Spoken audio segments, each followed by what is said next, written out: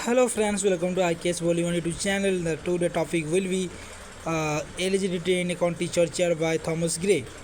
So an elegy written in a County Churchyard is one of the most famous elegy of English literature, composed by Thomas Gray.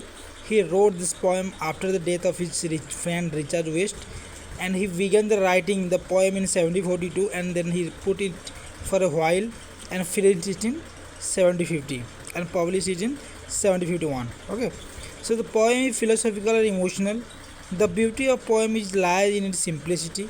In this poem, the poet talk about death is an equalizer, rich or poor, everyone should end in death. No one can escape from death. So यहाँ जो poem जो है main theme है death के बारे में कि यहाँ पे बोला गया है कि रिच हो या फिर पुअर हो, सब एक ना एक दिन मरेंगे.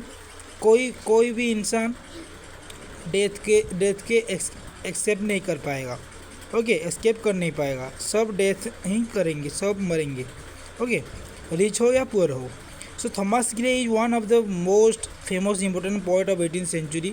ही was an English poet, scholar and professor. जो थॉमस ग्रे थे वो एक मोस्ट इम्पोर्टेंट पोएट थे 18th सेंचुरी का. इंग्लिश पोएट थे, स्कॉलर थे और प्रोफेसर भी थे. Okay, so out of the 13 poem that he had written, Elegy written in a County Churchyard is most famous and recognized poem. So वो total 13 poem लिखे हैं, जहाँ पे कि ये जो Elegy written in a County Churchyard है ये सबसे बहुत फेमस है. The poem begins with the description of the evening in a rural area. ये जो poem शुरू होता है एक इवनिंग के टाइम में रूरल एरिया में. The evening church bells the tales of parting day. Darkness begin to cover the world. So यहाँ पे जो चर्च का बेल होता है वो इंडिकेट करता है कि दिन ख़त्म हो गया है, अब डार्कनेस, अब इवनिंग आ चुका है, अंधकार हो चुका है. And the speaker is standing in A graveyard. जो स्पीकर है वो एक ग्रेवयार्ड में खड़े हुए हैं. And the poet talk about the people who varied in the graveyard. और वो पोएट जो है वो जो लोग मर चुके हैं उनके बारे में, वो जो लोग ऑलरेडी ब्यूड हो चुके हैं ग्रेवयार्ड में उनके बारे में बोल रहे हैं कि they are sleeping in beds that are low on the ground. वो लोग स्लीप कर रहे हैं, सो रहे हैं बेड्स में जो कि low on the ground. No sound can wake them. कोई भी साउंड उनको वेक कर नहीं सकता.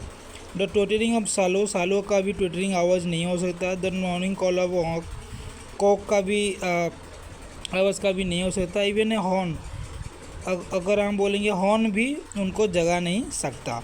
They are hard working man when they are ally. वो बहुत हार्ड वर्किंग पीपल थे जब वो लोग क्या थे ना, जिंदा थे. So the poet wants to say the villager had their joy and sorrow much like other. So यहाँ पे पोएट बोल रहे हैं कि विलेजर जो लोग हैं उन लोगों का भी जॉय खुशी होता है, हैप्पीनेस होता है, सरो दुख होता है, like others. So one should remember that one of the dead villager may have achieved greatness in life. So यहाँ पे बोले हैं कि one should remember that, एक से याद रखना चाहिए कि the dead villager में भी, यहाँ पे भी एक लोग लाइफ में कुछ greatness अचीव किए होंगे. So the poet remarks the villager who were dead would also have talent. There might be a Milton or Cromwell buried there. तो यहाँ पे पोएट बोल रहे हैं कि मैं भी वहाँ पे एक डेड जो विलेजर्स है, कोई ना कोई किसी ना किसी के पास एक टैलेंट हुआ होगा. सो यहाँ पे वो बोला है कि there might be a Milton और क्रॉमवेल. वहाँ पे कोई मिल्टन भी हो सकता है और कोई क्रॉमवेल भी हो सकता है. They did not get opportunity to prove themself. उनको अपॉर्चुनिटी नहीं मिला कि वो लोग खुद को प्रूव कर सकें. The villager did not wish to involve in treachery and deceit. Villager लोग कभी भी अपने आप को धोखा में या फिर डिसीट में, छलना में नहीं पड़ते हैं वो लोग. वो they were honest people and wish to lead a simple life. वो लोग ऑनेस्ट थे और वो एक सिंपल लाइफ जीने के लिए हर बार चाहते थे. They like peace and honesty. उनको पीस एंड ऑनेस्टी पसंद करते हैं वो लोग. So they kept themselves away from the mad crowd and the city and kingdom. So वो क्या होता है ना, मेड क्राउड से वो ज़्यादा दूर, जो सिटी, शहर, राज्य, सबसे दूर जाके वो रहते हैं. This poem will be tribute to them, they lives their life with moral. ये जो पोएम है उनको ही ट्राइब्यूट किया गया है। एंड वो लोग क्या है ना कि दे लिव्स विथ देयर मोरल, वो मोरल के साथ ही जीते थे। So this poem normalized the idea of death for all the luxury of the world people. They most never forget that they would not be able to carry their riches and fame. So यहाँ पे बोले हैं कि कोई भी इतना भूल जितना भी लग्जरी वर्ल्ड है, यहाँ पे जो लग्जरियस लाइफ जी रहे हैं लोग, उन लोग भूलना नहीं चाहिए कि एक ना एक दिन उन लोगों को भी मरना है और उनका जो जितना भी मनी है, प्रॉपर्टी है, रिचनेस है, फेम है, वो मरने के बाद उसको वो लेने के लिए नहीं, उसको लेके नहीं जाएंगे। ये जो फेम है, जो रिचनेस है, ये सब उनका ग्रेवयार्ड तक नहीं लेके जाएंगे। Okay, so to grave those one most not feel entitle but most be humble in life. So हर बार हम्बल रहना चाहिए। And every single person in earth will one day have to inevitably cease to age and die. सब लोग ही यहाँ पे मरेंगे। सो किसी को भी इतना प्राउड फील नहीं करना है कि मेरे पास रिचनेस, मेरे पास फेम है, मेरे पास प्रॉपर्टी है।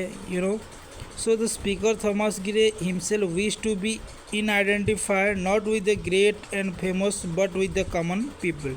सो यहाँ पे जो स्पीकर थॉमस ग्रे है वो खुद को इनआइडेंटिफाइड करते हैं, वो आइडेंटिफाई नहीं करते हैं not with the great and famous, वो ग्रेट और फेमस लोगों के साथ नहीं, बल्कि उनका जो कॉमन पीपल है उनको वो प्रेज करते हैं एंड उनके साथ ही वो मरना चाहते हैं। The common people whom he has praised and with whom he is presumably buried. Okay, उनके साथ ही वो यहाँ से जाना चाहते हैं दुनिया के साथ। Thank you for watching. So कल का हमारा टॉपिक हुआ विलियम वर्ड्सवर्थ टिंटन एबी। कल हम देखेंगे टिंटन एबी के बारे में पढ़ेंगे। ओके।